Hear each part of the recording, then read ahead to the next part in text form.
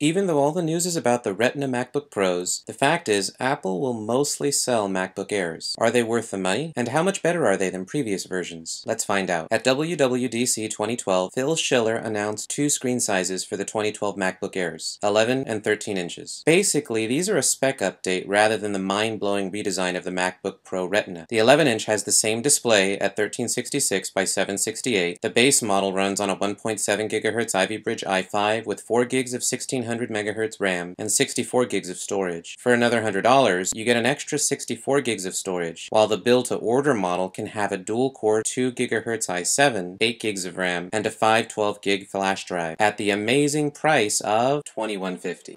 The 13-inch display hits 1440 by 900. The base model has a 1.8 GHz Ivy Bridge with 4 gigs of RAM and a 128 flash drive. $300 more gets you an extra 128 gigs of storage. And if you have a money tree, a build-to-order model has a dual-core 2 GHz i7, 8 gigs of RAM, and a 512 flash drive for only $21.99. Kidding aside, the biggest factor is the solid-state drive. These new drives hit 400 MB writes and 500 MB read speeds, making them twice as fast as the best 2011 MacBook Airs, and over 4 times faster than the non-Retina MacBook Pros with standard hard disk drives. Since the RAM is soldered onto the logic board, you won't be able to upgrade it, but we'll soon see if we could upgrade the SSD with the right kit. If you want serious performance for games, graphics, or multitasking, you're probably looking at the wrong notebook. The MacBook Pro was designed for intensive computing tasks, and the MacBook Pro Retina is the best MacBook with a crazy display. If your budget is over $2,000 and you need performance, you should seriously look into the MacBook Pro Retina. Click here for more info. The MacBook Airs also have USB 3.0 and 2.0 on both sides. The MacBook Air is not just a piece of hardware. You really have to look into the software and how you might use it. FaceTime HD and Messages can take advantage of Mountain Lion's and iOS interoperability because Apple's going to unify your iPhone number and Apple ID. Also, Mountain Lion's Power Nap feature updates your Mac while it's sleeping, saving battery life and speeding up boot times. Click here to see a video on OS 10 Mountain Lion. If the latest MacBook Airs are anything like the previous generations, And if you have brains for balls, buy the smallest SSD drive and upgrade it afterwards, especially if SSD drives continue to fall over the summer. Since I need a new computer, subscribe if you want to know when and where I find the best deals. If you dual boot with Windows and Mountain Lion, you'll need at least 36 gigabytes before you add any apps, music, or movie files. With Thunderbolt and USB 3.0, external drives are finally a workable solution for quickly accessing and storing media files. If portability is important, if you're a student, commuter, or you appreciate thin design, and if you see yourself mostly taking notes, creating basic docs, and using web-based apps and simple programs over the next 3 to 5 years, the MacBook Air is probably your best option. On the other hand, if you have more money than time, Apple has better models. The MacBook Pros are more powerful, and some can be user upgraded. Either way, I'll post updates on prices and where the best deals might be. so don't forget to subscribe on your way out.